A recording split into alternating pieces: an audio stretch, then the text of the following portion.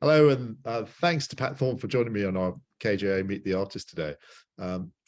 Pat, I've always had such admiration and envied your ability to include such fine, amazing detail in all that you create.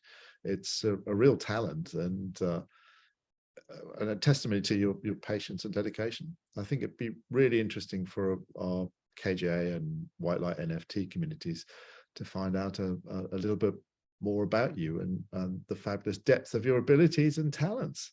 So I'd love to ask you some questions if that's all right. Yeah, that's fine. Thank you, Kevin. So how long have you been illustrating and creating imagery? And are you from a family of creative people?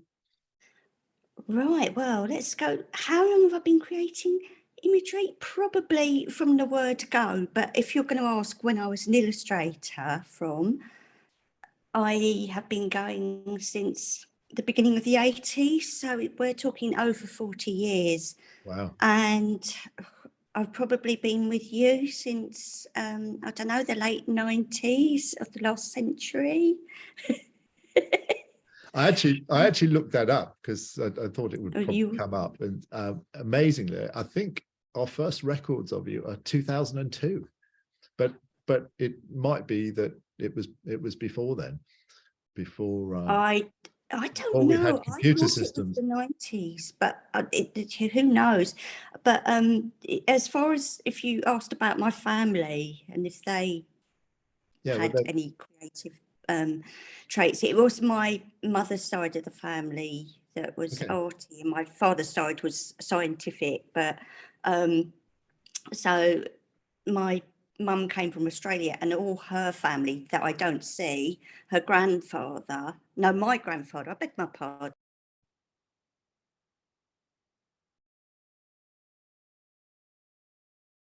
Oh, Pat, I've lost your sound. Why? Oh, you're back. So yes, sorry. Do you want to back? I missed that. You were saying your grandfather from Australia or something. Yeah, okay. My grandfather, I'll keep my hands still, by the way, now. My grandfather from Australia he did work in a drawing office. I know that he had lots of sort of creative outlets. Okay. And my auntie on that side of the family used to draw fashion plates for a magazine before she was married. That's when you gave up work in that era, when you got married. How life has changed. Yes, exactly. Yes. Well, I mean, that was crikey. That was ages ago, before most people are going to look at this will remember. And yeah, and my other auntie was a piano teacher, actually. So there was just all that sort of thing in the family on that side. So, right. Yeah. Okay. And tell us a bit about your style and what you specialize in. Okay, well, I'm working watercolor inks, and that's what I've been doing since I left college. And I do very fine, detailed, I'd call it realistic work, but with, I don't know, it's a slight quirk to it. It's not photorealism, but it is realistic. Yeah, I mean, as I say earlier, the detail is painstaking, and it's almost as if you're doing it with two hairs on a brush sometimes. I probably am doing it with two hairs. I do go through brushes like there's no tomorrow. They'll probably brush will last for, depending on the job and how much work's in the job, but brush will run out sort of halfway through. So yeah, it's you have to keep stocked up on the 10A, the 10-0. They're 10-0 brushes. So. Yeah, I was going to say 10A is a scalpel. Yeah, 10A is a scalpel. That's what I've got it mixed up with. But I also have some of those. So. Okay, lovely. And you're not just leaving stuff as watercolor inks now, are you? You're using technology.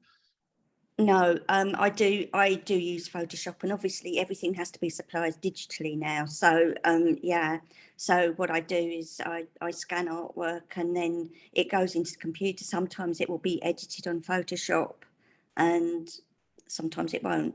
But yeah, so yes, I do use technology in my Okay. work. And So do you enjoy the Photoshop side of it? yeah, it's easier. It's less exhausting than sort of looking, drawing, painting, because by the time it's got onto a computer, all the hard work's been done, and it's sort of just a matter of, editing. So yeah. And would you say that's the sort of the biggest change to your style over the years, that just, or your technique is just the addition of software? I think that's it. I'd say you could probably look and find subtle differences, but it has, on the whole, remained the same. But I would say that your drawing changes over time. I like to think that my drawing's improved with doing, because you spend all that time doing it. You would expect to improve or One find hopes. other things. Yeah, you would hope, wouldn't you? And who or what has been an influence in your creative career?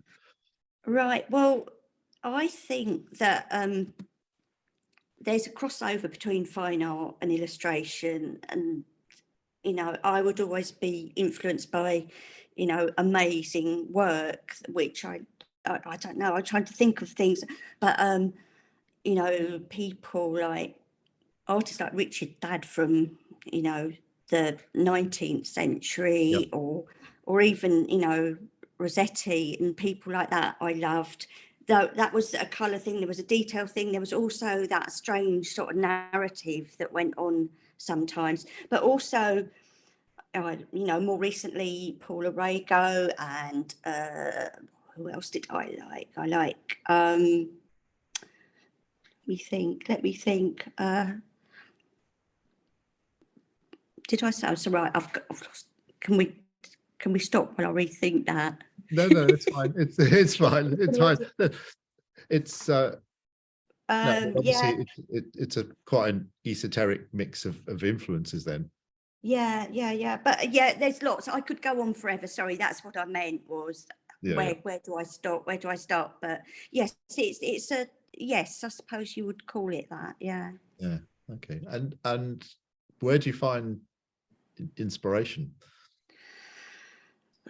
All sorts of things. I find inspiration in literature. Sometimes I read books, and because it's just something that fires your imagination, no Right. one's put anything down. You will, the imagery that comes from the written word is great. Also, film, and uh, Okay. nature. Yeah. You name it. Or junk shops with stuff in. It's a bit, yeah. Okay. And I ask this to everybody. It's like, do you have a favorite time of day to work? Are you a night owl? Yeah, don't know that I call myself a night owl. I know I'm useless before 10 o'clock in the morning, because I can work, but I'm not really efficient. So what I'd say is anywhere from, say, 2 o'clock up until 8, 9, 10 o'clock is fine in the evenings. So I mean 2 o'clock in the afternoon. I mean, Yeah. yeah. Yeah. That seems to be a recurring theme as I'm talking to different illustrators. I was Yeah, I think I don't think any of us are any good creativity until after the sun's passed the yard arm. Yeah, it's it's morning time, except it's several hours later. So Yeah. And also it can be influenced by if you've been working late on a project or something. It's yeah. It's just natural, isn't it? Yeah, and I think also a lot of us, if you speak to us, will probably have terrible sleep patterns, because we'll have had times where we've stayed up all night working, and I think that has an influence on your time clock and Yeah, no, your 100%. expectations of when to start work. Or so. And so what would you say are your favorite pieces that you've ever created? Right, well, I did like the Santoro graphic swing cards. They're still making them, but they are still doing them, and I did piece of artwork for them, which was kittens in a basket. Oh, sweet. Yeah, I mean, it's, I know it sort of sounds quite kitsch, but it was a really nice thing because it had lots of drapery and stuff that I could really enjoy, like detail on the baskets. No, I remember it actually. I remember those Oh, pieces. right, yeah. So anyway, that was one of mine. I also liked, I've done for the Broads Authority here, illustrations for leaflets which had dragonflies and butterflies to identify. So it was a sort of, helping you to see, what they look like. Yeah. And I absolutely loved that because they're all beautiful things. And And also you could indulge your detail. Yes, I could. And that job was when I started wearing glasses. That was the last straw. I thought, I really can't see this, so I'm going to have to sort that out. So, yes. Yeah, it's one of the downsides of, as we were talking earlier before we started the recording, is just the computer just kills your eyes eventually. Such a long time in front of it. Yeah, I'd say, like I say, I think next generation are going to have worse eyes than us. So I don't know. And how would you say that you do stuff to continually develop your skills? Right. Well, I suppose, bearing in mind that my style hasn't changed that much, it's all about the drawing. It's always all about the drawing. So I do observational drawing. I also teach as well, which I find that is, I mean, I teach one-to-one drawing.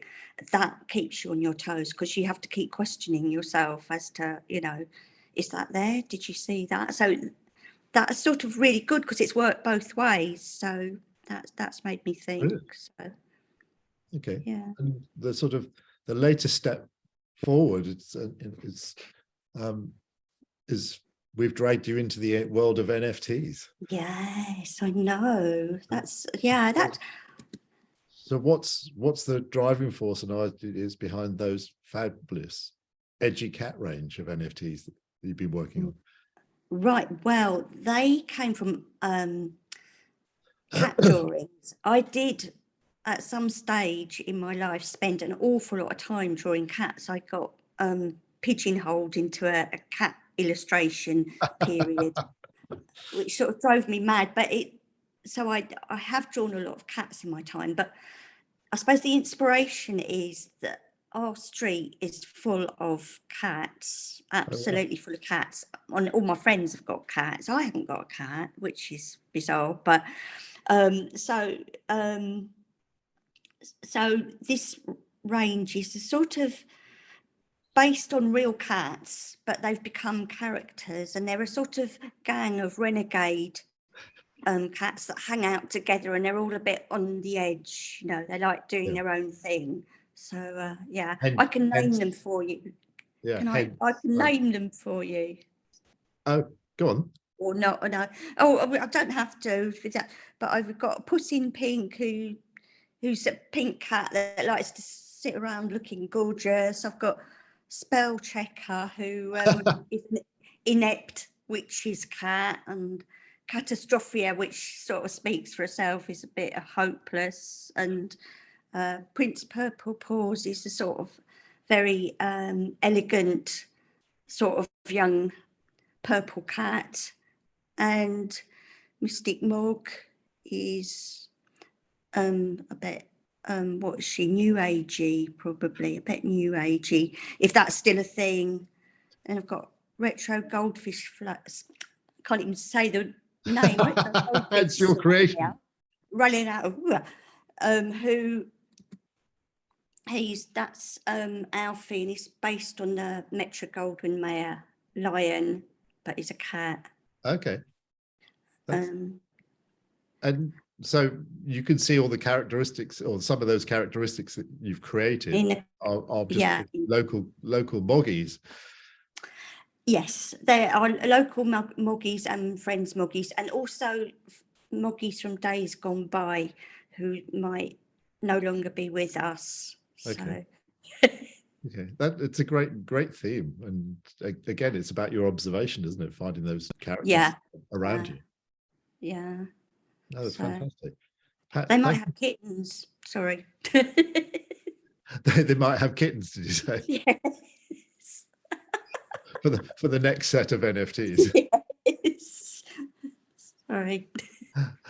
That's absolutely fantastic, Pat. That's a real insight into the way you work. So thank you so much for that, and Yeah. talk to you soon. Yeah. Thank you, Kevin. All right, take Thanks. care. It's always a pleasure working with you. Yes, and Fantastic. likewise. Thanks, Pat.